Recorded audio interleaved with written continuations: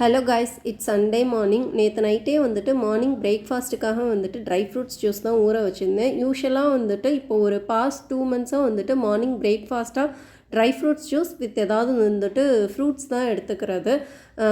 இந்த dry fruits juice try பண்ண start பண்ணதுலேருந்தே ரொம்பவே எனர்ஜெட்டிக்காக இருக்குது. ஒரு 2 to 3 ஹவர்ஸ் வரைக்குமே வந்துட்டு நல்லா பசியும் தாங்குது. அடுத்ததாக வந்துட்டு ஸ்ப்ரவுட்ஸ்க்காக 1 கப் அளவுக்கு பச்சைப்பயிறு ஊற வச்சுருந்தேன். அடுத்ததாக வந்துட்டு ஹேர் கண்டிஷ்னருக்காக வந்துட்டு 2 டீஸ்பூன் அளவுக்கு வெந்தயத்தை வந்துட்டு ஒரு ½ கப் ஆஃப் தண்ணி ஊற்றி நல்லா ஊற வச்சுட்டேன். மார்னிங் எந்திரிக்கிறப்போ வந்துட்டு மணி ஒரு 6 இருக்கும். ஸோ ஒரு 1 hour வாக்கிங் போயிட்டு வந்ததுக்கப்புறமா வந்துட்டு வெந்தயத்தை ஊற வச்சுருந்தோம் இல்லையா, அது நல்லா ஊற வச்சுருந்தது. ஸோ அந்த தண்ணியெல்லாம் வந்துட்டு நல்லா வடித்து எடுத்துட்டு மிக்ஸி ஜாரில் போட்டு நல்லா அரைச்சி எடுத்துட்டேன். நான் எந்த தண்ணியை ஊற வச்சுருந்தேனோ அந்த தண்ணியை போட்டே தான் வந்துட்டு அரைச்சி எடுத்து வச்சுருந்தேன். ஸோ இந்த ஹேர் கண்டிஷ்னர் பேக்கை வந்துட்டு அப்ளை பண்ணிவிட்டு ஹேரில் ஒரு 20 மினிட்ஸ் ஊற வச்சுட்டு ஹேர் வாஷ் பண்ணோன்னா நல்லா வந்துட்டு ஹேர் ரொம்ப ஷைனிங்காக இருக்கும். ஒரு 6 மந்த்ஸாகவே நான் இதை ஃபாலோ பண்ணிகிட்ருக்கேன். ரொம்பவே நல்லாயிருக்கு. அடுத்ததாக வந்துட்டு ஸ்ப்ரவுட்ஸை வந்து முளைக்கட்டுறதுக்கு எடுத்து போட்டுட்டு ட்ரை ஃப்ரூட்ஸ் ஜூஸ் தான் ரெடி பண்ணியிருந்தேன்.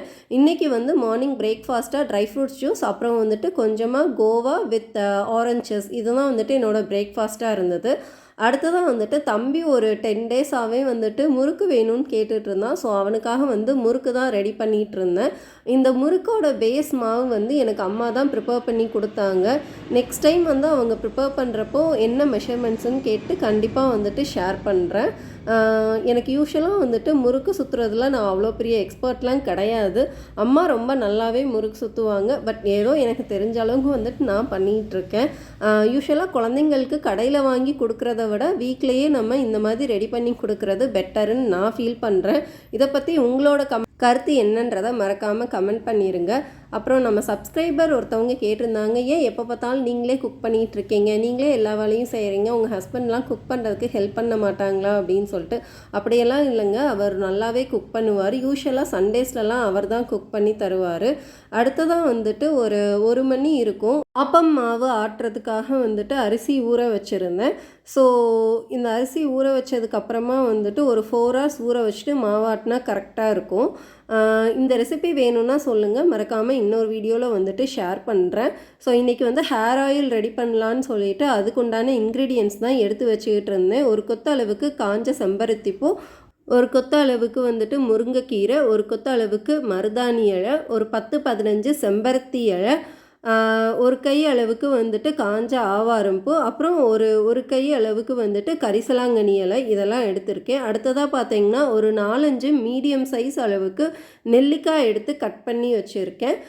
ஒரு 2 கை அளவுக்கு வேப்பிலை எடுத்து வச்சுருக்கேன். அதே மாதிரி ஒரு 2 கை அளவுக்கு கருவேப்பிலை எடுத்து வச்சுருக்கேன். அதுக்கு அடுத்ததான் வந்துட்டு 2 டீஸ்பூன் அளவுக்கு வெந்தயம், 1 டீஸ்பூன் அளவுக்கு கருஞ்சீரகம், ஒரு 4-5 பீஸ் கொய்யா இலை, அதுக்கு அடுத்ததான் வந்துட்டு ஒரு 4 மிளகு எடுத்து வச்சுருக்கேன்.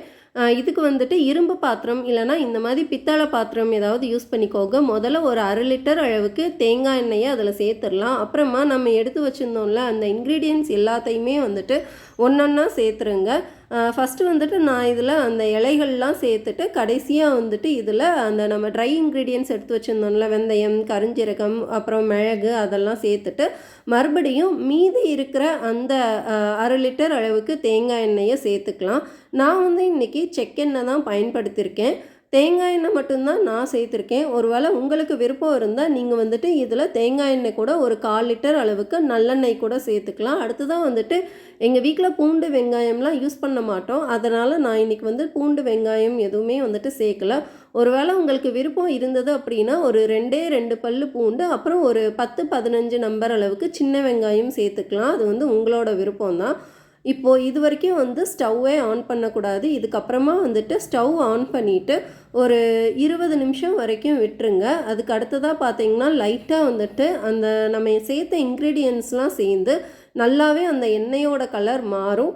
எனக்கு இதை ரெடி பண்ணுறதுக்கு ஒரு 45 மினிட்ஸ் கிட்ட ஆச்சு. இப்போ பார்த்தீங்களா எந்த அளவுக்கு வந்துட்டு இதில் கலர் மாதிரி வந்திருக்குதுன்னு பார்த்துட்டு.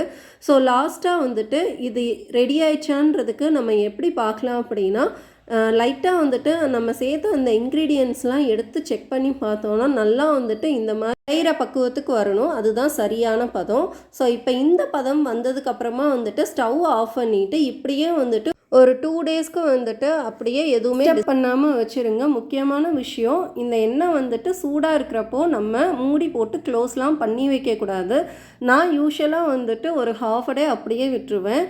இப்போ இன்றைக்கி மத்தியானம் வந்துட்டு ரெடி பண்ணியிருக்கேன்னா இன்றைக்கி நைட்டு தான் வந்துட்டு மூடி போட்டு க்ளோஸ் பண்ணி அப்படியே ஒரு 2 டேஸ் எந்த ஒரு டிஸ்டர்பன்ஸும் இல்லாமல் வச்சுருவேன்.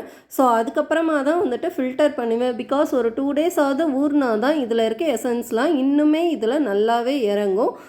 2 டேஸ்க்கு அப்புறம் இதை வந்து எப்படி ஃபில்டர் பண்ணலாம் அப்படின்றத வந்துட்டு இன்னொரு வீடியோவில் கண்டிப்பாக வந்துட்டு அப்லோட் பண்ணுறேன்.